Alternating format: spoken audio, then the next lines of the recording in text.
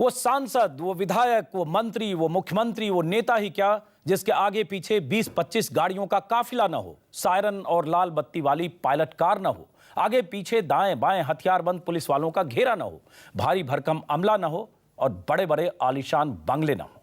सड़क पर निकलें तो लोगों को पता तो चले कि नेताजी, मंत्री जी या मुख्यमंत्री जी आ रहे हैं।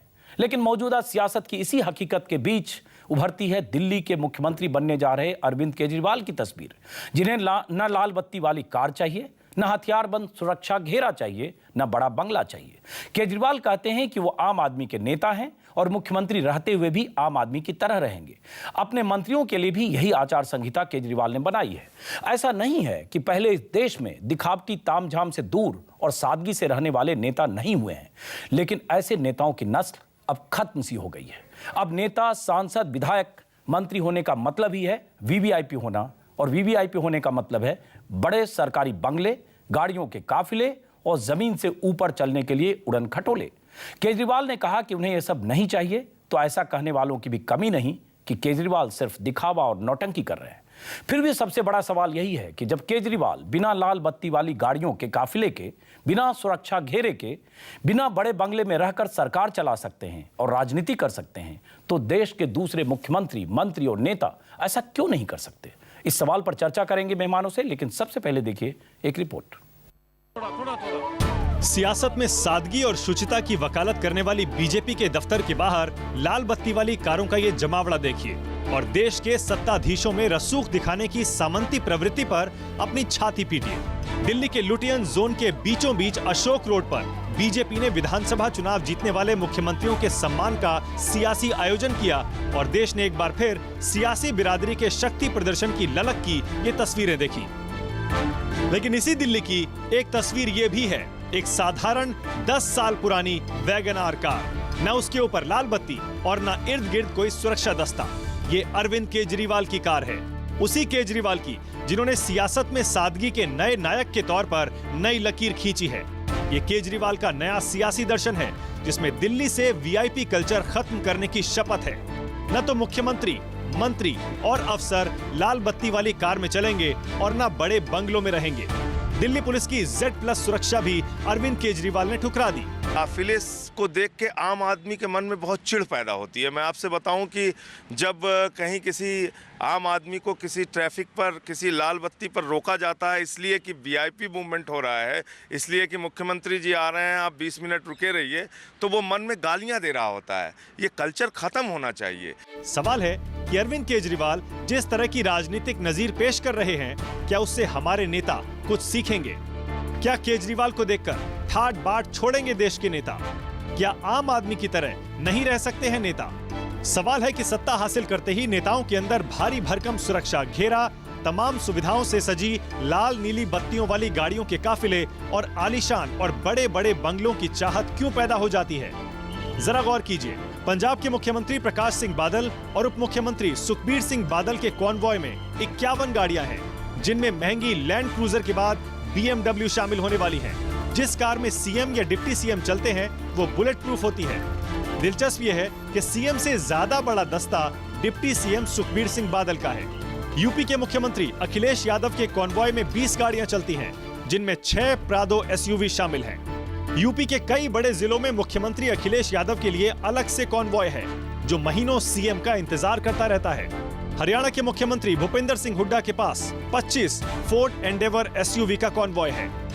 गरीब राज्य का तमगा लेने के लिए बेचैन बिहार के मुख्यमंत्री नीतीश कुमार के काफिले में 12 कारें होती हैं। सुरक्षा के नाम पर नेता जनता के पैसों से भारी भरकम सुरक्षा दस्ता तैयार करते हैं, जिनमें महंगी और आलीशान SUV गाड़ियां शामिल होती हैं। सवाल है कि क्या ये भारी भरकम कॉन्वॉय सिर्फ सुरक्षा की जरूरत की वजह है या फिर ये लोकतंत्र का नया सामंतवाद है? देश में कई ऐसे मुख्यमंत्री हैं जिनके काफिले में चुनिंदा गाड़ियां होती हैं। पश्चिम बंगाल की मुख्यमंत्री ममता बनर्जी बिना बत्ती वाली हैचबैक कार में चलती हैं। उनके दस्ते में 5 गाड़ियां होती हैं। महाराष्ट्र के मुख्यमंत्री के सुरक्षा दस्ते में 6 गाड़ियां हैं। मध्य प्रदेश के मुख्यमंत्री शिवराज सिंह के कॉन्वॉय में 6 गाड़ियां हैं, तो गोवा के मुख्यमंत्री भी बिना तामझाम के चलते हैं। खुद की गाड़ी अच्छा कॉन्सेप्ट है। खुद की गाड़ी मैं खुद चलाता हूँ, प्राइवेटली घूमता हूँ, धंधे बिजनेस के लिए गया या पर्सनल काम के लिए तो प्राइवेटली घूमता हूँ, तो मुझे वो कुछ नया अजीब नहीं है। अब देखने वाली बात यह है कि अरविंद केजरीवाल ने जो नई लक्ष्मण रेखा खींची है, उससे सबक लेते हुए पुरानी और बड़ी बड़ी सियासी पार्टियां राजनीति के घिसे पिटे तौर तरीके बदलने पर मजबूर होंगी। क्या देश की सियासत में एक नई शुरुआत होगी? Bureau report, news 24।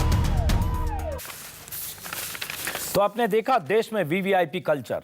इसी वीवीआईपी कल्चर के खिलाफ अरविंद केजरीवाल ने अपनी राय जाहिर की है, बयान दिया है और उन्होंने ये भी कहा है कि वीवीआईपी सुरक्षा भी नहीं लेंगे, बड़े बंगले में नहीं रहेंगे। लेकिन सवाल ये उठता है कि एक अरविंद केजरीवाल क्यों? देश में सैकड़ों नेता हैं, सैकड़ों सांसद हैं, हजारों विधायक हैं और मंत्रियों की कतार है अलग अलग राज्यों में। सबको सुरक्षा चाहिए, बहुत बड़ा लाव लश्कर चाहिए, बड़े बड़े बंगले चाहिए और बहुत कुछ दिखावटी होता है क्योंकि ये एक स्टेटस सिंबल है। ये सब क्यों है? क्या केजरीवाल से राजनीति बदलेगी? क्या केजरीवाल को देखकर सबक लेंगे नेता? इसी मुद्दे पर बात करेंगे। और क्या देश का राजनीतिक कल्चर भी बदलेगा? इस पर हम बात करेंगे। हमारे साथ हैं मीम अफजल, कांग्रेस के नेता, विक्रम सिंह, पूर्व डीजीपी यूपी के, दिलीप पांडे, आम आदमी पार्टी के नेता, सुधांशु मित्तल, बीजेपी के नेता। सबसे पहले मीम अफजल साहब, उसके बाद दिलीप पांडे के पास चलेंगे। मीम अफजल साहब, सुरक्षा, तामझाम, दिखावा, बड़े बंगले और वीवीआईपी होने की तमन्ना नेताओं में, मंत्रियों में, सांसदों में, विधायकों में ये होती है। तस्वीरें हम देखते रहे और हमने एक रिपोर्ट भी दिखाई और बाकी कुछ तथ्य भी दिखाएंगे आपको। सवाल उठता है, जिस ढंग से केजरीवाल ने शुरुआत की है दिल्ली में कि उन्हें वीवीआईपी कैटेगरी नहीं चाहिए, बड़े बंगले नहीं चाहिए, सुरक्षा का वो तामझाम घेरा नहीं चाहिए, क्या इससे सीखने की जरूरत है या नहीं? मीम अफजल साहब। ये मेरा ख्याल है सीखने की कोई ज़रूरत नहीं है। ये परंपरा बहुत सारे लोगों ने चलाई है। आपको याद होगा जॉर्ज फर्नांडिस साहब कभी वीआईपी सुरक्षा नहीं लेते थे। उन्होंने अपने घर के दरवाजे, चूँकि आमतौर पर बंद रहते हैं मंत्रियों के घर के दरवाजे, जी पता, तो उन्होंने अपने घर का विलिंगडन कृष्णा मेनन मार्ग पर अपने घर का दरवाजे ही दोनों निकाल दिए थे बाहर के गेट के, और वो आराम से चलते थे एक एम्बेसडर कार के अंदर। हाँ, संजोग कहिए, जॉर्ज फर्नांडिस कांग्रेस नेता नहीं थे, वैसे वो समाजवादी नेता थे। जॉर्ज फर्नांडिस की बात हम पिछले 3 दिनों से कर रहे हैं। बात है। देखिए, मैं इसमें कांग्रेस और नॉन कांग्रेस की बात नहीं कर रहा हूँ। मैं ये बात कह रहा हूँ कि ये कोई परंपरा नहीं है। इसको कई लोगों ने पहले फॉलो किया है और मैं ऐसे लोगों को भी जानता हूँ कि शुरू में जिन्होंने परंपरा दिखाई और उसके बाद मजबूर होकर के फिर दोबारा से वीआईपी सिक्योरिटी और ये सब लेना पड़ा उनको। मिसाल के तौर पर अभी ममता जी का आपने नाम लिया। ममता जी एक मारुति 800 के अंदर चलती थी, ये आपको पता होगा। अब वो आजकल मजबूरी है उनकी, अब चीफ मिनिस्टर हो गई, भीड़ भाड़, ये वो लोग आते हैं, मिलते हैं और उसके अंदर सिक्योरिटी रीजन बड़ा इंपॉर्टेंट होता है। जिसकी अफजल साहब, आपने ममता जी की बात की। ममता जी दिल्ली में भी थी, ममता बनर्जी जैन में चलती थी, मारुति जैन में, और मल्टी स्टोरी बिल्डिंग के फ्लैट में केंद्रीय मंत्री होते हुए भी रहती थी। सही कहा जॉर्ज फर्नांडिस की तो कई मिसालें हैं, हम उसके गवाह रहे हैं जॉर्ज फर्नांडिस को, और आप उस जमाने में जनता दल में भी रहे हैं तो आपको भी पता है।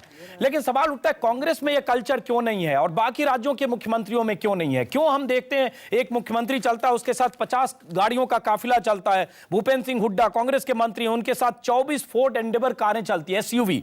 ऐसे ही अलग अलग राज्यों के मुख्यमंत्री की लिस्ट है, बहुत हमने दिखाया स्क्रीन पर। अखिलेश यादव समाजवादी पार्टी से आते हैं लेकिन उनके साथ भी लंबा काफिला चलता है, 20 कारें चलती है अखिलेश यादव के साथ।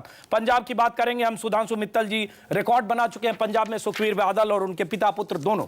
सवाल उठता है कि यह कल्चर बदलनी चाहिए या नहीं? आप आम आदमी के नेता हैं, आम आदमी की राजनीति करते हैं, जनसेवक हैं, फिर बड़े बंगले, लुटियन जोन्स में हम बड़े बड़े बंगले देखते हैं कई एकड़्स में, और किसी को छोटा बंगला होता है, उसकी तमन्ना होती है कैसे 3 एकड़ वाले बंगले में जाए।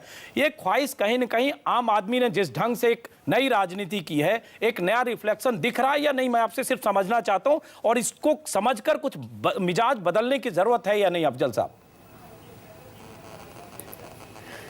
नहीं, देखिए, जहां तक मैं समझता हूं, जो आपने मिसालें कुछ दी हैं जिसमें ज़रूरत से ज़्यादा सिक्योरिटी को दे करके कुछ तामझाम सा दिखाई देता है, लगता है कुछ ज़रूरत से ज़्यादा इम्प्रेस करने की, मेरे ख्याल में उसकी कोई ज़रूरत नहीं है। और ये परंपरा जो है बहुत से लोगों ने जिन्होंने शुरू की है उनको करना चाहिए। आपने लुटियन जोन की बात की, मैं ऐसे सीनियर लीडर्स को जानता हूँ जो अभी भी फ्लैट्स में रहते हैं। मेरे एक दोस्त हैं, मैं उनका नाम नहीं लूंगा, कुछ कांग्रेस के मंत्रियों का नाम बताइएगा, अच्छा लगेगा, ज्ञानवर्धन होगा हमारा। मैंने देखा वो साउथ एवेन्यू, नहीं, देखिए, अब कांग्रेस के भी ऐसे लोग हो सकते हैं। मैं स्पेसिफिकली आज जो मुझे टॉपिक बताया गया था, वरना मैं पूरी तैयारी से आमतौर पर आता हूं, अच्छा, लेकिन मुझे टॉपिक कुछ और बताया गया था और आपने बहस शायद किसी और मौजू पे कर ली है। कोई बात नहीं है, होता है कभी कभी। लेकिन अगर आप कहते तो मैं यकीनन आपको कुछ ना कुछ ऐसी मिसालें दे सकता था और इसकी जानकारी लेकर के, लेकिन इस वक्त मैं नहीं दे पाऊंगा, मेरे पास जो जानकारी है। लेकिन मैं आपसे इस बात से बिल्कुल एग्री करता हूं कि हमारे यहाँ जिंदगी में कुछ सादगी दिखाई देनी चाहिए। और मैं आपको एक बार ये कहना चाहता हूं कि जी जी, आपने सही बात कही। एक बार दिलीप पांडे के पास चलते हैं। दिलीप पांडे, आप आम आदमी पार्टी के नेता हैं। दिलीप पांडे, वीवीआईपी कल्चर के खिलाफ एक अरविंद केजरीवाल ने शुरुआत तो की। बहुत सारे लोग करें नौटंकी है, दिखावा है, और जैसा कि मीम अफजल साहब करें, बहुत सारे लोग शुरू करते हैं और बाद में फिर वो उसी ट्रैप में फंसते हैं। एक ये, और दूसरा दिल्ली में 85 करोड़ का 6 बंगला बना हुआ है जो कांग्रेस मंत्रियों ने बनवाया था। उन्हें लगा था सरकार तो वापस आएगी, बड़े बड़े बंगलों में शिफ्ट करेंगे। 14 करोड़ का एक बंगला है, 14 करोड़ ईच।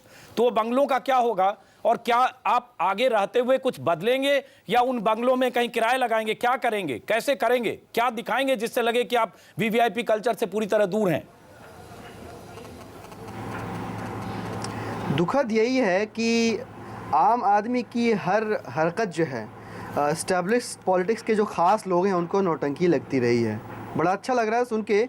अगर मैं इनकी भावनाएं ठीक समझ पा रहा हूं मीम अफजल साहब की, तो मुझे ये सहमत प्रतीत होते हैं कि वीआईपी कल्चर नहीं होना चाहिए।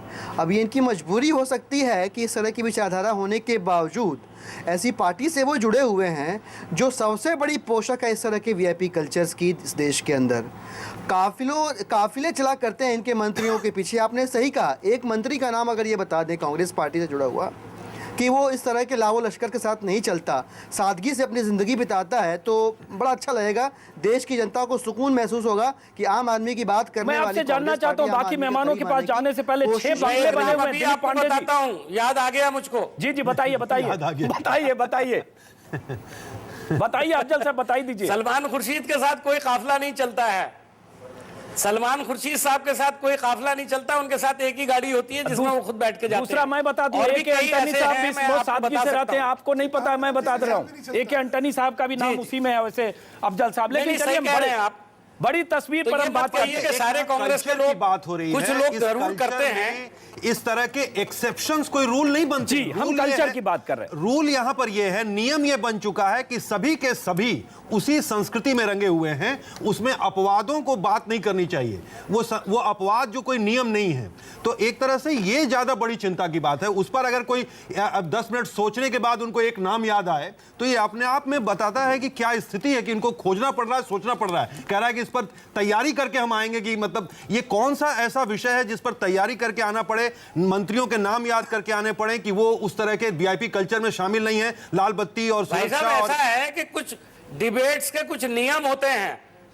नहीं, नियम क्या है इसके, आपको याद करना पड़े। हो सकता है हमने लोकसभा आना चाहिए। चलिए चलिए अफजल साहब, आप अचानक आपने टॉपिक बदल दिया ऐसे इशू, वरना मैं थोड़ा सा भी अगर दहन पर जोर डालूं तो बहुत सारे नाम आ सकते हैं मेरे दिमाग। चलिए तब तक जहन में जोर डालिएगा, और अगर आपको लगता है, अब हम ब्रॉडर प्रोस्पेक्ट में बात कर रहे हैं आगे भी होगी, और आपका तो बैकग्राउंड रहा है, आपने देखा है देश को, हम ब्रॉडर प्रोस्पेक्ट में बात कर रहे हैं, क्योंकि देश की जनता अपने नेताओं से डिस्कनेक्ट महसूस करती है। जब काफिले में कार बगल से गुजरता है, सन्न की आवाज के साथ 25 गाड़ियां गुजरती है, पलट के देखते हैं तो लगता है कोई गुमनाम सा आदमी जा रहा है, पता चला कि सांसद है या पूर्व सांसद है, लेकिन उसने भी होम मिनिस्ट्री से कुछ सेटिंग की और 4 पायलट कार ले लिया। एक बहुत बड़ा सवाल है, हम इस पर बात करेंगे। विक्रम सिंह जी, विक्रम सिंह डीजीपी रहे यूपी के, आपसे हम इसलिए जानना चाहते हैं कि कई बार होता है कि वीवीआईपी को सुरक्षा जरूरी होती है क्योंकि वीवीआईपी असुरक्षित होते हैं, और कई ऐसे वीवीआईपी हैं जो किसी भी कीमत में असुरक्षित नहीं हो सकते, जनता से कटे हुए हैं, कोई काम किया नहीं, किसी बंगलों में रहते हैं, कोई उनसे मिलने भी नहीं जाता, लेकिन जब अपने बंगलों से निकलते हैं उनके आगे पीछे 4-6 गाड़ियां होती है और एक सुरक्षा गारद उसके घर पर होता है। कैसे आप देखते हैं, आप पुलिस अफसर रहे, डीजीपी रहे, अपने दिखावटी स्टेटस सिंबल के लिए, रसूख के लिए नेता किस तरह से प्रेशराइज करके और पुलिस और ये सुरक्षा का तामझाम लेते हैं, या वाकई असुरक्षित होते हैं और उन्हें यह सब चाहिए? जी अंजुम जी, मेरा एक छोटा सा निवेदन ये होगा कि जो सुरक्षा है वो एक अनिवार्य विषय है, लेकिन देखा यह जाता है कि सुरक्षा का दुरुपयोग और अपने अहंकार की यात्रा के चलते हम जनता के लिए असुविधा पैदा करते हैं, हम राजकीय धन का दुरुपयोग करते हैं, और जो मानक है सुरक्षा के उसको भी हम तोड़ मरोड़ कर उसका दुरुपयोग करते हैं। हकीकत यह है कि हमको अगर इतनी असुरक्षा है तो हमने जनता के बीच में काम क्या किया है। और अगर हमारा उद्देश्य सिर्फ अपने अहंकार का प्रक्षेपण है और हम 24 गाड़ी, और गाड़ी कौन सी, प्राडो, एंडेवर, फॉर्च्यूनर, वो वाहन नहीं जो कि सामान्यतः राजकीय कार्य के लिए उपयुक्त मानी गई है। नहीं उतना ही विक्रम सिंह जी, एक बार देश के दर्शकों को बता दें कि पंजाब में जो मुख्यमंत्री प्रकाश सिंह बादल हैं, सुखबीर बादल, सुपर लग्जरी कारें खरीदने जा रहे हैं। BMW, मर्सिडीज, ऑडी जैसी कंपनियों से बात चल रही है। बुलेट प्रूफ होने के बाद प्रत्येक कार की कीमत लगभग 7 करोड़ होगी। और जो आपको मैंने बताया कि कई मुख्यमंत्री 70 लाख के बुलेट प्रूफ कार से चलते हैं, प्राडो और लैंड क्रूजर। सवाल ये उठता है, आपको सुरक्षा चाहिए, एम्बेसडर भी बुलेट प्रूफ होता है और कई मुख्यमंत्री बुलेट प्रूफ एम्बेसडर से भी चलते हैं। और एक बार आप 3 करोड़ की गाड़ियां लेते हो तो ये दिखावटी स्टेटस सिंबल है और राजकीय खजाने पर बोझ है। इनकम टैक्स जो हम जैसे लोग देते हैं, जनता देती है, उसका बेजा इस्तेमाल है अपने दिखावटी स्टेटस सिंबल के लिए। बिल्कुल आप ठीक कह रहे हैं, ये जनता के धन का दुरुपयोग है। और इतनी महंगी गाड़ियों को बुलेट प्रूफ कराकर और उसको जनता के ऊपर ये क्या संदेश देना चाहते हैं, जनता के बीच में आए और उस गरीब जनता की प्रतिनिधित्व करने का ये दावा करते हैं और उसके बावजूद इतनी महंगी गाड़ियों को बुलेट प्रूफ करा के चलते हैं। इससे 2 संदेश जाते हैं, क्या विश्व में इतनी भारी सुरक्षा और इतनी प्रत्यक्ष सुरक्षा किसी देश में है? किसी देश में नहीं है। और अगर हमारे देश में वो नेता जिनके ऊपर आपराधिक मामले चल रहे हैं, और अधिकांशतः अगर आप इस पे चिंतन करें तो वह नेता जिनके ऊपर आपराधिक मामले चल रहे हैं, भ्रष्टाचार के मामले चल रहे हैं, वही अपनी सुरक्षा के बारे में अत्यधिक चिंतित रहते हैं और अपनी सुरक्षा के बारे में उसको एक फीटिश बना करके चल रहे हैं। चलिए एक बार सुधांशु मित्तल के पास चलते हैं। सुधांशु जी, गांधी जी कह गए थे सादा जीवन उच्च विचार। आरएसएस के लोग तो सादा जीवन उच्च विचार में यकीन करते हैं और अशोका रोड के पीछे कई जो अध्यक्ष हुए हैं बीजेपी के, वो भी सादा जीवन उच्च विचार वाले रहे। कई जनरल सेक्रेटरी एक रूम में 2-2, 3-3 लोग रहे, उसमें गोविंदाचार्य से लेकर कुशाभाऊ ठाकरे से लेकर जयना कृष्णमूर्ति, बहुत सारे लोग। लेकिन ये कल्चर हर पार्टी में आ चुका है, उससे बीजेपी भी अछूती नहीं है। ऐसा क्यों है? ये सवाल आज जरूरी है, क्योंकि जिस ढंग से अगर केजरीवाल ऐसे ही चलते हैं, अगर वो अपनी कार से चलते हैं या एक कार से चलते हैं, कोई इस तरह का काफिला नहीं होता, क्या लगता नहीं कि इससे सीखने की जरूरत है पूरे पॉलिटिकल सिस्टम को? सुधांशु जी। अजीत जी, 2 बातें कहना चाहूंगा। पहले तो सादगी सार्वजनिक जीवन में होनी चाहिए, इस पे तो कोई विवाद ही नहीं हो सकता, इसमें कौन मना कर सकता है। लेकिन आप प्रश्न कर रहे हैं वीवीआईपी कल्चर या वीआईपी कल्चर। जी, वीआईपी कल्चर का प्रतिबिंब क्या है? 3 चीजें। एक ये है प्रतिबिंब कि भाई सुरक्षा, दूसरा है आपका बंगला, और तीसरा है कि जब आप जाते हैं अफसर खड़ा हो जाता है। ये 3 ही चीजें मुख्यतः। तो जनता की तरफ से मैं क्या कह रहा हूं ये समझिएगा। जनता क्या कहती है? जनता कहती है हमें ये कोई शिकायत नहीं कि आपके पास सुरक्षा क्यों है, हमें तो ये शिकायत है कि हमारी बहू बेटियां जो हैं वो सुरक्षित क्यों, असुरक्षित क्यों हैं। हमें ये शिकायत नहीं है कि आपके बड़े बंगले क्यों हैं, हमें तो ये शिकायत है कि मेरे पास टूटी झोपड़ी भी नहीं है। मुझे ये शिकायत नहीं है कि आपके यहाँ 24 घंटे बिजली क्यों आ रही है, मुझे तो ये शिकायत है कि मेरे यहाँ 2 घंटे भी बिजली नहीं आ रही है। और मुझे ये शिकायत नहीं कि अफसर आपको देख के खड़ा क्यों हो जाता है, मुझे तो ये शिकायत है कि मुझे अफसर गाली क्यों देता है। जो गंभीर प्रश्न है ये है कि क्या ये जनता को भी हम वीवीआईपी बनाने वाले हैं, नहीं बनाने वाले हैं। प्रश्न ये है, हम क्या है पॉलिटी को ट्रिविलाइज करके, अभी मैं विक्रम सिंह जी की बातें सुना था, बहुत बड़ी बड़ी बातें कर रहे हैं, ये बहुत गाली गलौज दे रहे हैं कि ये नेता ये करते हैं वो करते हैं। अरे विक्रम सिंह जी, आपने भी देखा है, मैंने भी देखा है। सबसे पहले आप ही आके कहते हैं कि नहीं नहीं साहब ये सुरक्षा के लिए आपकी जरूरत है, वो कहते हैं नहीं हमें स्क्रीन नहीं लगानी, नहीं नहीं हमारा कानून कहता है आपको स्क्रीन लगानी पड़ेगी। ये सारी नाटक मैं देख चुका हूं। तो विक्रम सिंह जी बोलने से पहले कम से कम बहुत आप जिस पद पर रहे ना, उसमें आप लोगों ने क्या करा खुद ही समझ लीजिए। अरे आप ही आके सब चीजें करवाते हैं, दूसरी ओर सब समझ लीजिए। सुरक्षा के विषय में आपने प्रधानमंत्री का नाम नहीं लिया अजीत जी, नहीं इसलिए नहीं लिया। देखिए मैंने नरेंद्र मोदी का भी नाम ले लिया। जहां सिक्योरिटी थ्रेट है, सुधांशु जी जहां सिक्योरिटी थ्रेट है उसका हम नाम नहीं लेना चाहते, हम दिखावटी सुरक्षा तामझाम की बात करना चाहते हैं। बहुत क्लियर है इसमें। एक सेकंड मेरी बात पूरी, आप मेरी बात खत्म होने दीजिए, ठीक है। इस डिबेट को ट्रिविलाइज न करिए। अभी आपने कहा आम आदमी पार्टी के अरविंद केजरीवाल जी, अरे आज सुबह ही अखबार में लिखा हुआ था चिदंबरम जी की तरह उनको भी क्लियर पैसेज मिलेगा। ये कौन कर रहा है भाई? तो इसलिए इस सारे को ट्रिविलाइज ना करिए डिबेट को, ये बड़ा गंभीर डिबेट है। इस पे कटाक्ष करके और कुछ भी करके ये कहना कि ये सब खराब है। देखिए गाड़ी बंगला सुधांशु जी, माध्यम हो सकता है, राजनीति का अंत नहीं हो मुझे सकता। अफसोस है कि बीजेपी के प्रतिनिधि भी, सुधांशु मित्तल भी, एक तरह से इनडायरेक्टली इस वीआईपी कल्चर की, जो वास्तव में एक सामंती संस्कृति का प्रतीक है, जो इस रसूख को जोड़ करके देखा जा रहा है लाल बत्ती की गाड़ी से, बंगले से, कारों से, सुरक्षा से, वो उस सामंती प्रवृत्ति का प्रतीक है जो हमारी आजादी की लड़ाई के मूल्यों के बिल्कुल खिलाफ है। आजादी की लड़ाई में जो सादगी, सिर्फ एक है, जिसको का जो वैल्यू थ्रेट है वहां तो आप दीजिए, क्योंकि जान का खतरा है, लेकिन जहां दिखावटी सुरक्षा घेरा है, स्टेटस सिंबल, सिक्योरिटी का भी रेंज क्या होना चाहिए? बनाइए साहब, सिक्योरिटी का रेंज भी क्या होना चाहिए? आज आपकी प्रायोरिटी है जनता को वीआईपी बनाने की। हाँ, ये तो बहुत अच्छा लग रहा है। वो तो- ये ये लग तो रहा है आपने आप- आम आदमी आपने पार्टी से एक- सीखा है, ये तो क्योंकि यही आपने बात कह तो आम दिया आदमी कि पार्टी कर रही है कि जनता को भी वीआईपी होना चाहिए, और जैसा कि आपने कहा, जनता तभी तो भी करे वीआईपी ना। महसूस अरे करेगी भाई जब आप बनाइए जनता ना। की तरह रहने लगेंगे। आप कहते हैं हम सबको नहीं, नीचे आप गिराएंगे, जब आपके जनता सबको की ऊपर तरह उठाइए। रहने लगेंगे, आम आदमी की तरह रहेंगे, तभी आम आदमी भी महसूस करेगा कि वो वीआईपी है। नहीं तो आप अगर उससे ये दूर गलती रहेंगे, ना उसके साथ समझिए। संवाद नहीं मैंने कहा बनाएंगे। उसको उसका घर चाहिए, उसको आपके घर से कोई लेना नहीं। नहीं है, उसको है, उसको क्योंकि चाहिए उसके अपना घर, पैसे वो से कहता है आपका मेरी घर बना झुग्गी है। नहीं, उसके पैसे से ही 14 करोड़ रुपए से घर बना है। टैक्स पेयर के पैसे से अगर इतना पैसा, सुनिए एक मिनट, सुधांशु मित्तल जी, सुधांशु मित्तल जी एक मिनट, दर्शकों को बता दो एक मिनट, टैक्स पेयर के पैसे से दिल्ली में जो वीवीआईपी सिक्योरिटी के लिए 8049 पुलिस वाले तैनात हैं, जिसपे एनुअल खर्च 341 करोड़ है। 341 करोड़ क्या बीजेपी कांग्रेस पार्टियों के फंड से जाता है, या इनकम टैक्स पेयर का पैसा है, जिसमें हम जैसे लोग जो 1.5 लाख 2 लाख से ऊपर कमाने वाला जो नौकरी पेशा आदमी, हर आदमी का टैक्स कटता है, उसी का पैसा है। तो जनता के टैक्स के पैसे से ये जो सुरक्षा के तामझाम है, जो दिखावटी जो बड़े बड़े बंगलों में जो व्यवस्था है, वो भी उसके लिए जिम्मेवार है। ये सादगी से इसका कोई रिश्ता नहीं। सुधांशु जी, बहुत बड़ा मुद्दा मोहम्मद अफजल, सुरक्षा से नहीं है। मोहम्मद अफजल साहब, सुधांशु जी ने अपने बात की, हम इसको थोड़ा बृहत्तर प्रोस्पेक्ट में करना चाहते हैं। हम नहीं कह रहे कि नेता विलेन है और नेता को ये नहीं चाहिए और किसी को सुरक्षा रिक्वायर नहीं चाहिए। एक बड़ा सवाल ये जरूर है, उसके बाद दिलीप आपके पास भी आऊंगा, बड़ा सवाल जरूर है, आपको 5 एकड़ का बंगला क्यों चाहिए?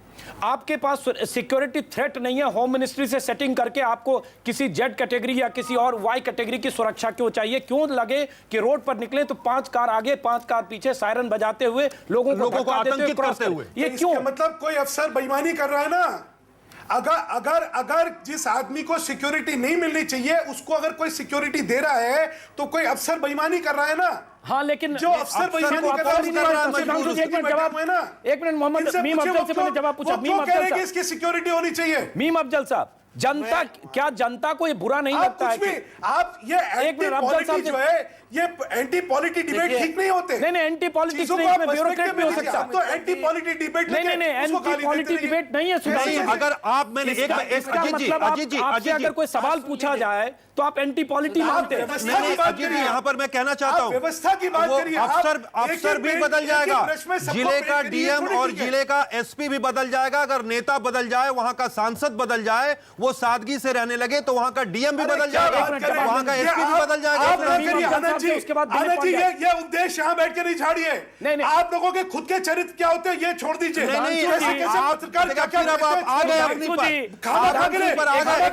सनराइजिंग ना करिए। सुधांशु जी एक मिनट, आनंद जी एक मिनट, सुधांशु जी एक मिनट, सुधांशु जी से उसके बाद दिलीप आपके पास आऊंगा। मीम अफजल साहब, सुधांशु एक मिनट, मीम अफजल साहब, दिलीप जी। सुधांशु जी, आप इतने नाराज क्यों रहे? क्या आपको लगता है कि हमें ये पूछने का हक नहीं है? एक मिनट सुधांशु जी, एक मिनट सुधांशु जी, एक मिनट पेशेंस रखिए सर, कि अगर वीवीआईपी नेताओं की सुरक्षा, एक मिनट, वीवीआईपी नेताओं की सुरक्षा के लिए, ये सरकारी आंकड़ा दे रहा हूं, 600 करोड़ रुपए से ज्यादा खर्च किए जाते हैं, तो क्या ये पूछने का हमें हक नहीं है कि क्या ये सही खर्च है? इसमें बहुत सारा दिखावटी और स्टेटस सिंबल है।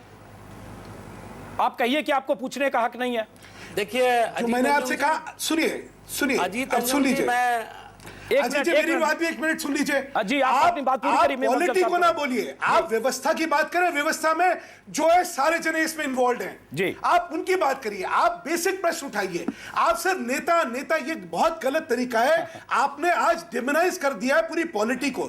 ये कौन सा तरीका है आपका? ऐसा है मैंने कहा 600 करोड़ रुपए की सिक्योरिटी। देखिए, ऐसा है कि सुप्रीम कोर्ट, प्रधानमंत्री ने लिखा है फाइल पे, देखिए एसपीजी ने लिखा हुआ है। सुप्रीम कोर्ट ने जो कहा नेताओं के लिए, मंत्रियों के लिए कहा, मेरे लिए तो कहा नहीं, जनता के लिए कहा नहीं। सुधांशु जी, आप इसका मतलब चाहते हैं इन मुद्दों पर डिबेट ना हो? मीम अफजल साहब, एक मिनट सुधांशु जी, के लोगों को खुद लाल बत्ती क्यों चाहिए? एक मिनट सुधांशु जी, मीम अफजल साहब, मीम अफजल साहब, क्या ये सवाल पूछना मौजूद नहीं है? क्या ये सवाल पूछना मीडिया का, जनता का हक नहीं है? मीम अफजल साहब, अगर आप थोड़ा आराम से बात मेरी सुन लें। जी बोलिए।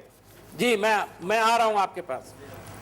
देखिए, पहली बात तो ये है कि आपने जो ये सवाल उठाया इसमें कोई हर्ज नहीं है, ये जनता का हक है। अगर कहीं पैसा खर्च हो रहा है तो उसको मांगे कि इसकी ज़रूरत भी है या नहीं है। देखिए, सिक्योरिटी जो होती है उसके कुछ रीज़न्स होते हैं। अगर सिक्योरिटी के पॉइंट ऑफ व्यू से कहीं पर किसी को सिक्योरिटी के नुक्ता नज़र से दिया जा रहा है तो मैं समझता हूँ वो गलत नहीं है। लेकिन जहाँ दिखावा है उसकी मैं समझता हूँ ज़रूरत है इस बात की। जो आपने बड़े बड़े बंगलों की बात की, अभी हमारे जो डीजीपी, पूर्व डीजीपी साहब बात कर रहे थे, अभी मैं कोई सवाल इनसे भी पूछ सकता हूँ। आप ज़रा जाइए छोटे शहरों के अंदर और छोटे जो डिस्ट्रिक्ट्स होते हैं वहाँ डीएम, वहाँ एसएसपी, वहाँ तो कोई पॉलिटिशियन होता नहीं, एमएलए तो गाड़ी में ही घूमता है। लेकिन वहाँ जो हमारे ब्यूरोक्रेट्स जितने बड़े बड़े बंगलों में रहते हैं वो किसी से छुपे हुए नहीं है। हाँ, उनकी भी बात होनी चाहिए। बुनियादी बात यह है कि ये अंग्रेजों का कल्चर था, बिल्कुल, जिसको अभी तक उसको तब्दील नहीं किया गया है। कहीं कहीं कोशिश की गई। मिसाल के तौर पर दिल्ली के अंदर मैं आपको बताता हूँ कि दिल्ली के अंदर डीआईजेड एरिया बना, उसके अंदर फ्लैट्स हैं और कुछ लोग हमेशा उन फ्लैट्स में ही रहना पसंद करते हैं और वो पार्लियामेंट के मेंबर हैं और अच्छे बड़े लीडर्स हैं उनके अंदर, बहुत सारे जी फ्लैट में रहना पसंद करते हैं, वो किसी बड़े बंगले में नहीं जाते। जी, कुछ लोगों को शौक होता है जिसकी मैं समझता हूँ कोई ज़रूरत नहीं है। देखिए, इस बात को हम बड़े अच्छे ढंग से भी कर सकते हैं। बजाय इसके, सुधांशु मित्तल जी ने जो बात कही, कुछ बातों में उनकी तर्क है। मिसाल के तौर पर अभी तो आप कह रहे हैं कि मंत्रियों की बात है, मैंने आपको मिसाल दे दी। कुछ मंत्री ऐसे हैं जो सादगी से चलते हैं, लेकिन कुछ ऐसे हैं जो पराडो गाड़ियां, पता नहीं कैसे उन्होंने पराडो गाड़ियां ले ली हैं। पराडो गाड़ी तो बहुत महंगी होती है, कैसे सरकार ने इजाजत दे रखी है? मर्सिडीज और बीएमडब्ल्यू भी है, पंजाब सरकार के पास फ्लीट है, मर्सिडीज और बीएमडब्ल्यू भी है, बहुत सारे स्टेट में या जो भी है, लेकिन और हरियाणा सरकार में भी है, कांग्रेस सरकार में एक गाड़ी की शायद इजाजत मिल सकती है। जी, एक गाड़ी की इजाजत मिल सकती है, लेकिन कैसे हुआ मुझे नहीं मालूम है। हरियाणा सरकार के पास 24 फोर्ड एंडेवर है, मुख्यमंत्री के काफिले में 25 गाड़ियों में। लेकिन चलिए, सरकारों का सवाल नहीं है, सवाल नौकरशाहों का भी है। और जरूर ये बात उठनी चाहिए, जिले जिले में ऐसे नौकरशाह हैं, बड़े बड़े राज्यों में, राजधानियों में, हर जगह करोड़ों के बंगले में रहते हैं, करोड़ों की गाड़ियों में घूमते हैं, सब कुछ टैक्स पेयर के पैसे पर। अरविंद केजरीवाल ने जिस ढंग से वीवीआईपी कल्चर के खिलाफ अपनी राय जाहिर की है, जिस ढंग से तरीका जो अख्तियार किया, उससे एक सवाल तो जरूर शुरू हुआ है कि क्या नेताओं को, क्या सियासी नेताओं को, क्या मंत्रियों को, क्या सांसदों को वीवीआईपी कल्चर से दूर रहने की कोशिश करनी चाहिए? क्या जनता इससे नाराज होती है जब देखती है अपने सांसद और नेता और मंत्रियों को बड़े बड़े बंगलों में रहते हुए, काफिलों के साथ गुजरते हुए, और जनता से उनकी दूरियां बनती है? क्या नेताओं को राजनीतिक कल्चर बदलने की कोशिश करनी चाहिए? और इस देश में 50-60 साल में हमने कई ऐसे नेता देखे हैं जो जनता से दूरियां नहीं बनाते थे, जनता को अपने करीब आने देते थे, और उनके साथ ऐसा कोई काफिला नहीं होता था, हथियारबंद पुलिस का घेरा नहीं होता था। लेकिन आज जमाना बदला, तरीका बदला, रस्म रिवाज बदला, और दर्जनों ऐसे नेता मंत्री दिल्ली में हैं, जब चलते हैं सड़क पर तो लगता है कोई वीवीआईपी गुजर रहा हो। इसी पर हम बात कर रहे थे ब्रेक के पहले। हमारे साथ हैं दिलीप पांडे, और भी नेता हैं, मीम अफजल साहब हैं, विक्रम सिंह हैं, फॉर्मर डीजीपी यूपी के। दिलीप पांडे जी, पहला सवाल आपसे ही। दिल्ली में जो मैंने कहा कि 6 बंगले बने हुए हैं मंत्रियों के, दिल्ली के वो मंत्री कांग्रेस सरकार के तो अब है नहीं, लेकिन 14-14 करोड़ के बंगले हैं। क्या होगा उन बंगलों का? और आगे वीवीआईपी कल्चर और ये ना हो, इसके लिए क्या नौकरशाहों को भी बड़े बंगले, और नौकरशाह भी जो ऐसी सुविधाएं लेते हैं जिसकी तरफ इशारा किया मीम अफजल साहब ने और सुधांशु मित्तल ने, उनको भी उसी ट्रैक पे, उसी आचार संहिता के तहत आना होगा क्या?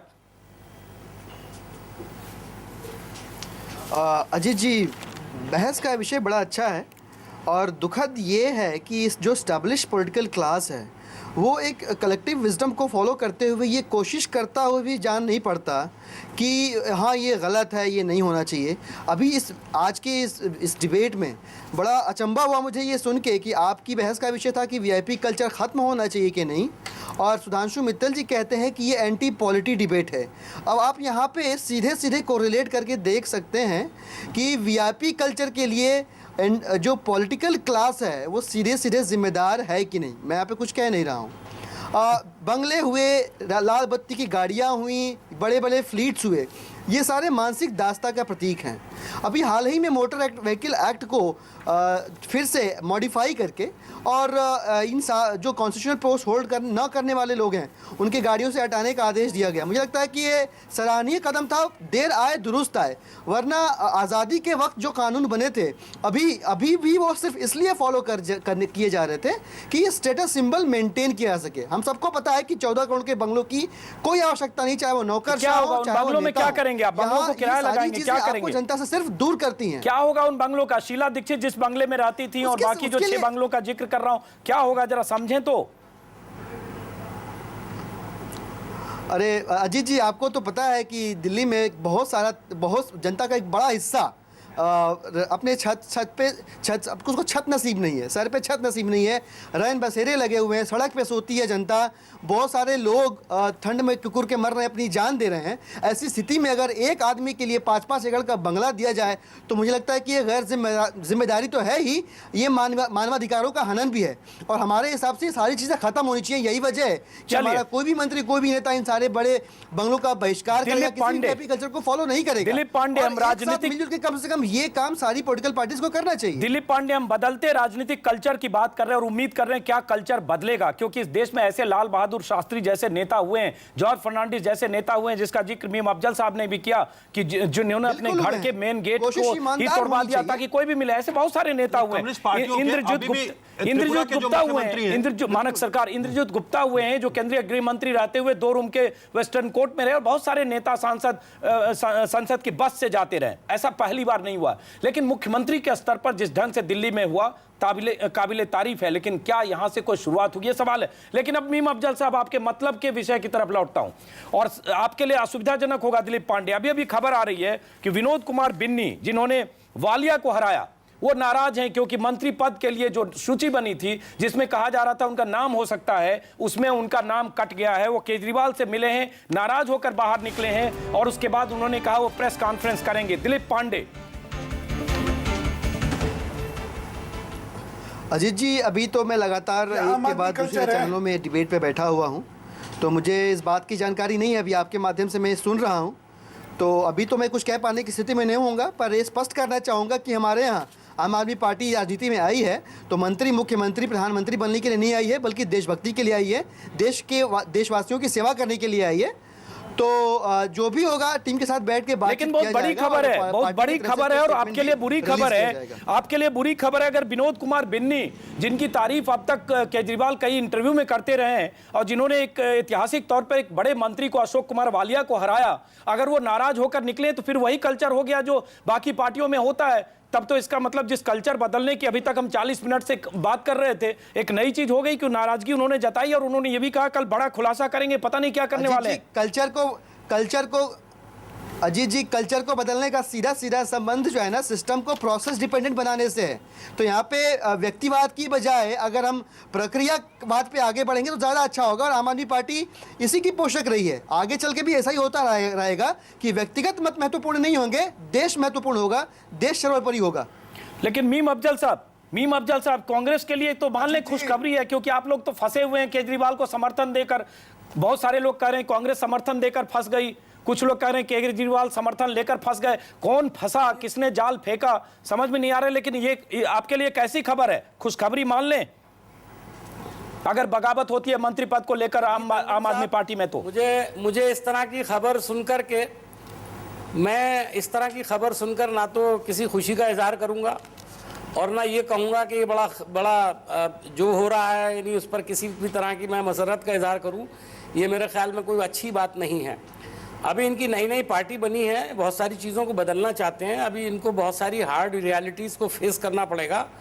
इवन केजरीवाल साहब की सिक्योरिटी को लेकर के अभी इनको कुछ दिनों के बाद ये एहसास होगा कि सिक्योरिटी उनकी ज़रूरी है। और मैं भी समझता हूँ कि केजरीवाल साहब के पास जितने लोग आते हैं, जिस तरह से आते हैं, तो अगर वो इसी तरह भीड़ में घिरे रहें और उनके पास जाने की किसी को भी इजाज़त हो और उसको रोकने का कोई इंतज़ाम ना हो, या तो उनकी अपनी कोई सेना काम करे या फिर ये कि बाहर से सिक्योरिटी ले, तो वो काम कैसे कर पाएंगे? देखिए, उन्हें काम करना है और काम करने के लिए सिस्टम में कुछ चीज़ें ज़रूरी होती हैं। मैंने आपसे पहले ही कहा कि जो दिखावा है उसकी कोई ज़रूरत नहीं है, लेकिन जहाँ सिक्योरिटी ज़रूरी है, जहाँ पर आपको जान को भी खतरा है, बहुत सारी आज देख रहे हैं कि आप क्या क्या हुआ है, उसके बावजूद अगर आप कहें कि साहब नया सिस्टम शुरू करना है, तो नए सिस्टम में खुदा ना खास्ता अभी कोई कैजुअलिटी हो जाए, आपका पूरा जो है चैनल सारे एक ही बात बोलेंगे कि साहब ये सब होते हुए और सरकार सोती रही और सिक्योरिटी सोती रही और पुलिस ने कुछ नहीं किया, सिस्टम खराब है, फलाना है, ढिमका है। चलिए, ये सब भी होगा। मीम अफजल साहब, तो सब चीजों को बिल्कुल एक तरीके से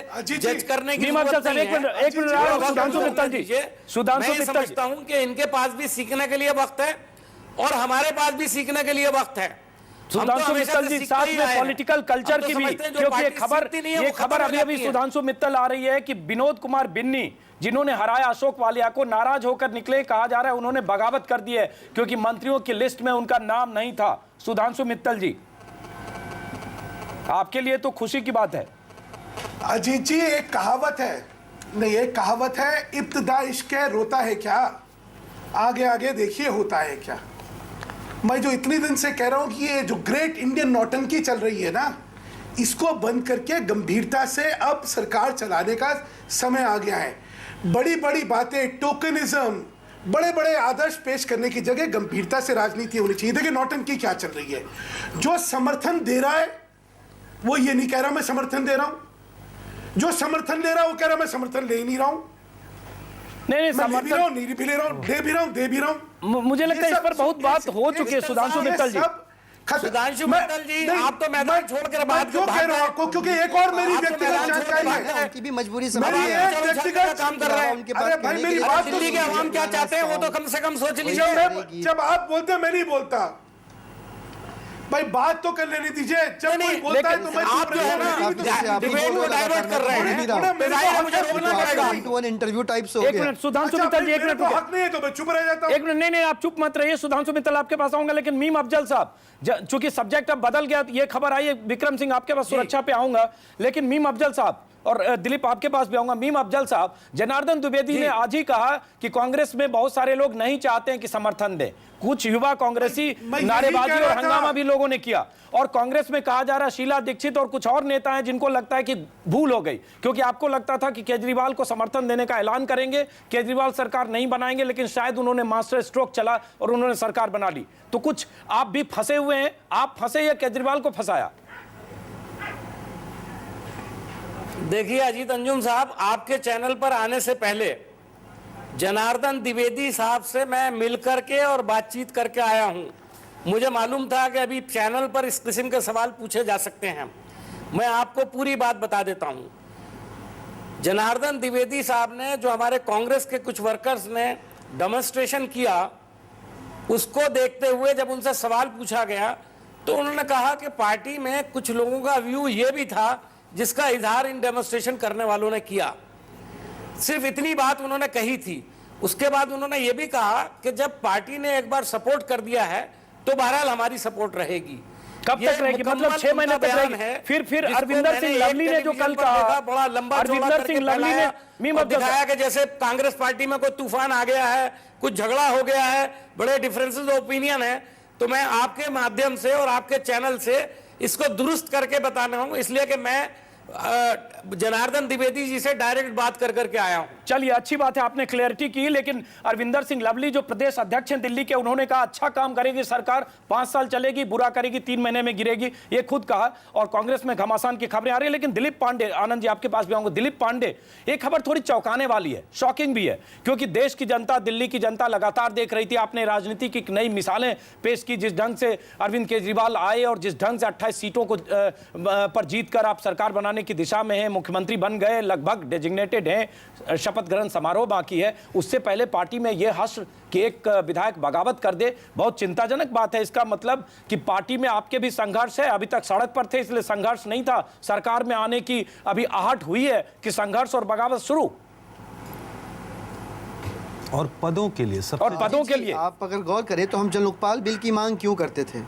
हम जन लोकपाल बिल की मांग इसलिए करते थे कि हमें पता था कि व्यक्ति में दोष आना संभव है, इसलिए व्यक्ति की गारंटी लेने से अच्छा है कि आप सिस्टम ऐसा बनाएं कि व्यक्ति के अंदर अगर दोष आए तो भी सिस्टम कैपेबल हो उनको सलाखों के पीछे भेजने की। तो व्यक्ति के यहाँ पे इस पार्टी में कभी भी, आज की बात नहीं है, कभी भी आने वाले समय में किसी व्यक्ति के अंदर दोष आता है तो उसके लिए पार्टी गलत है, पार्टी के प्रोसेसेस खराब है, ऐसा नहीं माना जाना चाहिए। लेकिन फिर क्या फर्क रह गया? दिलीप पांडे अब तक आप क्रांति कर रहे थे, सड़क पर थे, इसलिए आप कह सकते हैं कि जब एक कहते हैं कि जब तक आपको सत्ता मिली नहीं तब तक भ्रष्ट होने की गुंजाइश ही नहीं थी, आपका ऑप्शन ही नहीं था। लेकिन जैसे ही सत्ता मिलने लगी, सत्ता के दरवाजे पर है, आपके यहाँ बगावत शुरू हो गई है। विनोद कुमार बिन्नी अगर बगावत करके कल कहते खुलासा करेंगे, पता नहीं क्या खुलासा करेंगे। अजीत जी, अभी मैं आपके चैनल पे बैठ के सारी चीज़ें सुन रहा हूँ तो मुझे लगता है कि ये तर्क संगत भी नहीं होगा और न्याय संगत भी नहीं होगा कि आपके वर्जन को सुन के और मैं उस पर अपनी प्रतिक्रिया जाहिर। चलिए हम एक बार आनंद प्रधान के पास आते हैं, उसके बाद आएंगे आनंद प्रधान। अगर जो खबर आ रही है ये ज्यादा बेहतर होगा। चलिए कोई बात नहीं, आनंद प्रधान, जो खबर आ रही है विनोद कुमार बिन्नी नाराज होकर अगर निकले हैं, मंत्रियों की लिस्ट में उनका नाम नहीं है, उनको उम्मीद थी और चैनल और अखबारों में चूंकि उन्होंने वालिया को हराया था इसलिए माना जा रहा था उनका नाम होगा। केजरीवाल से मिले और उन्होंने कहा कल प्रेस कॉन्फ्रेंस करके खुलासा करेंगे, तो माना जाए कि इसका मतलब सत्ता हाथ लगते ही यहां भी बगावत और कुर्सियों के लिए लड़ाई और मारामारी शुरू, और आने वाले दिन में फिर ये सब देख सकते हैं। देखिए, मैं समझता हूं कि निश्चित तौर पर सत्ता का अपना एक चरित्र होता है और सत्ता के नज़दीक जाते ही ये समस्याएं आती हैं। ये आम आदमी पार्टी भी उसकी कोई अपवाद नहीं होगी। मूल सवाल ये है कि ये जब समस्याएं आती हैं तो पार्टी उससे निपटने के लिए क्या तैयारी करती है और उसकी क्या तैयारी है, उसका वो जवाब कैसे देती है। ज़्यादातर पार्टियों में ऐसे लोगों के साथ समझौते किए जाते हैं, उनको किसी न किसी रूप में संतुष्ट करने की कोशिश की जाती है। आपकी जो आम आदमी पार्टी की परीक्षा ये है कि इस तरह के सत्ता और पद के भूखे लोग वो उनके के साथ समझौता करेंगे या उनके साथ कड़ाई से निपटेंगे। इस मामले में ये इनके लिए एक टेस्ट केस तो ये होगा अगर ये टेस्ट केस अगर वो बागी हैं तो उन्हें निकाल के बाहर करना चाहिए पार्टी से। उनको बिल्कुल सख्त संदेश देना पड़ेगा, क्योंकि अगर एक बार इन्होंने समझौता किया तो इसका मतलब उन्होंने एक पंडोरा बॉक्स खोल दिया और उसके बाद पार्टी में इस तरह के लोगों की बहुत तादाद, आमतौर पर देखिए व्यक्तियों की गारंटी कोई नहीं ले सकता। सवाल यह है कि पार्टियां लेकिन आप गारंटी नहीं ले सकते तो फिर ऐसा तो है नहीं कि कांग्रेस बीजेपी में सारे चोर हैं। अगर आप कहते हैं चोरों की पार्टी, भ्रष्टाचारियों की पार्टी है, तो ऐसा है नहीं कि जितने सांसद बीजेपी के हैं, 206 सांसद कांग्रेस के, बीजेपी के जो 116 हैं, कितने हैं सुधांशु जी को याद होगा, जो भी सांसद हैं सब चोर हैं, ये सारे विधायक चोर हैं, ऐसा नहीं होगा। तो आप जब दूसरे को, पूरी पार्टी को चोर कहते हैं और आपके यहां बगावत होती है तो आप पर भी आंच उठेगी, और आप पर इसलिए उठेगी कि आप हाई मोरल ग्राउंड लेकर आ पाए हैं। सुधांशु मित्तल, एक बार सुधांशु के पास, सुधांशु मित्तल जी, आप तो खुश होंगे क्योंकि आपको मौका मिला, आप मौके के इंतजार में होंगे कहां मौका मिले। और वही मैं प्रश्न पूछ रहा हूं जी। पहली बात तो ये कहना चाहता हूं कि अंग्रेजी की एक कहावत है, there is much a slip between the cup and the lip. और दूसरी बात ये होता है, your intent is tested when you get the opportunity of becoming corrupt. उससे पहले तो सारे ईमानदार होते हैं। जिसके पास सत्ता नहीं होती वो सत्ता का त्याग दे देता है। प्रश्न ये है कि सत्ता आने पर सत्ता का त्याग देते हो या नहीं देते हो, वो टेस्ट केस होता है। अब जैसे ये आनंद जी ने कहा, अरे भाई अब तो इन्होंने वो निकल गए और उन्होंने कहा कल मैं प्रेस कॉन्फ्रेंस करूंगा। Let us see the institutional response. इनकी जो संगठन का रिस्पांस है, देखते हैं ना, इनकी निष्ठाएं, इनकी आस्थाएं, इनका चाल चरित्र, चेहरा चिंतन सामने आ जाएगा। इसका संक्षिप्त जवाब लेते हैं, बड़ी वक्त कम है हमारे पास। दिलीप पांडे, दिखाने के और होते हैं, खाने के और होते हैं। वक्त कम है, और जैसा कि आपने कहा कि चूंकि डिबेट हम किसी और मुद्दे पर कर रहे थे, बीच में खबर आई, इसलिए हमारा फर्ज है कि हम उस पर बात करें। ब्रेकिंग न्यूज चुकी है। तो अगर मान लीजिए विनोद कुमार बिन्नी ने सिर्फ कुर्सी के लिए, महत्वाकांक्षा के लिए, क्योंकि वो मंत्री पद की लिस्ट में उनका नाम नहीं है और इसलिए बगावत करते हैं, पता नहीं कल क्या प्रेस कॉन्फ्रेंस करके खुलासा करेंगे, ये भी खबर आ रही है, तो पार्टी एक्शन लेगी, लेना चाहिए या नहीं? कम से कम इस पर अपनी राय जाहिर करें आप। अजीत जी, मैं हाइपोथेसिस के ऊपर कमेंट करना ठीक नहीं समझता। आप कह रहे हैं मान लीजिए, और मान भी ऐसा लीजिए कि जो बहुत नेगेटिव हो, तो मैं भी यही मान लूँ कि ये स्टूडियो टूट जाए या ये माइक टूट जाए तो क्या होगा। तो ये तो बहुत अजीब सी चीज़ है और मुझे लगता है कि बगावत मानने के लिए नहीं करो, बगावत को जानने के बाद ही ठीक है। दिलीप पांडे, बगावत फैक्ट है, बगावत मानने के लिए नहीं करो, बगावत फैक्ट है, खबर चल रही है, वो नाराज होकर निकले हैं, उन्होंने कहा है कल प्रेस कॉन्फ्रेंस करेंगे, ये तथ्य मैं बता रहा हूं, इसमें कोई हाइपोथेटिकल नहीं है, मेरी कल्पनाशीलता नहीं है। ये ये आप गलत समय पे ये प्रश्न पूछ रहे हैं। मैं दोबारा उसी बात को दोहराऊंगा जी, गलत समय पे प्रश्न पूछ रहा हूं। चैनल पे बैठा हुआ हूं, आपके माध्यम से सुन रहा हूं सारी चीजें। इससे मैं सहमत हूं। जाने बिना मैं इस पे कमेंट करना ठीक नहीं समझता। जी, इससे सहमत हूं, लेकिन चूंकि विक्रम सिंह को हमने डीजीपी हैं, फॉर्मर डीजीपी, उनको किसी और मुद्दे पर गेस्ट के तौर पर बुलाया था, इसलिए क्लोजिंग रिमार्क विक्रम सिंह हम वहीं लौटते हैं कि जहां राज्यों में मुख्यमंत्रियों के काफिले में, मंत्रियों के काफिले में, सांसदों विधायकों के काफिले में और नौकरशाहों की भी बात करें, 50-50 गाड़ियां, विदेशी गाड़ियां फोर्ड एंडेवर से लेकर और मर्सिडीज और बीएमडब्ल्यू तक होती है, और जो दिखावटी सुरक्षा का पूरा तामझाम है, जिससे आम आदमी मुश्किलों में पड़ता है। रोड ब्लॉक किया जाता है, रास्ते सैनिटाइज किए जाते हैं, सायरन बजती हुई गाड़ियां गुजरती हैं। ये जो वीवीआईपी कल्चर है, ये क्या पुलिस दबाव में सुरक्षा मुहैया करती है या पुलिस के पास कोई विकल्प नहीं होता है? जो हमारे पास आंकड़ा है, यूपी सरकार करीब 1500 वीआईपी की सुरक्षा पर 120 करोड़ रुपए खर्च करती है। इसी तरह मुंबई में हालत है, मुंबई पुलिस भी इसी तरह से वीवीआईपी पर 180 करोड़ लगभग खर्च करती है, 1800 वीवीआईपी को सुरक्षा देती है। हर राज्य की यही तस्वीर है। और खास बात, मायावती ने एसपीजी सुरक्षा की मांग की। मायावती जब निकलती हैं तो उनके आगे पीछे जो दस्ता होता है एनएसजी कमांडो, और उनके आगे पीछे जितनी गाड़ियां होती है, लगता है दुनिया में सबसे अधिक किसी को खतरा है तो मायावती को। विक्रम सिंह जी, इसमें कुछ तो बात सुरक्षा की है, लेकिन इससे अधिक उन अधिकारियों की है जो कि खतरे को बढ़ा चढ़ा कर प्रस्तुत करते हैं, और जो अगर परिमाण है सुरक्षा का उसको कई गुना बढ़ा करके उसको लगाने की व्यवस्था करते हैं, जिससे कि उनके प्रोस्पेक्ट्स बढ़ते चले। नंबर 1। नंबर 2, बीम अफसर साहब ने कहा कि डीएम और एसएसपी के बंगले बड़े होते हैं, इनकी बजटिंग डीएम एसएसपी नहीं करते हैं, इसकी बजटिंग सरकार करती है। और कालांतर में अब जो नए बंगले बन रहे हैं वो टाइप बी हाउसेस दिए जा रहे हैं डीएम और एसएसपी को। सुधांशु मित्तल साहब, कृपया जब यथार्थ सुनने का सामर्थ्य रखें, और यथार्थ सुनने पे अगर आप उद्दलित हो गए, इसका मतलब जो बात आपके सामने प्रस्तुत की गई उसमें कुछ सत्यता होगी। सत्यता यह है कि जो माननीय सर्वोच्च न्यायालय ने व्यवस्था दी है उसका पालन करना सबका धर्म है और अनिवार्यता है, उसमें कोई विकल्प नहीं। विक्रम सिंह, माफ करें, आपको रोकना पड़ेगा, कभी और डिबेट करेंगे।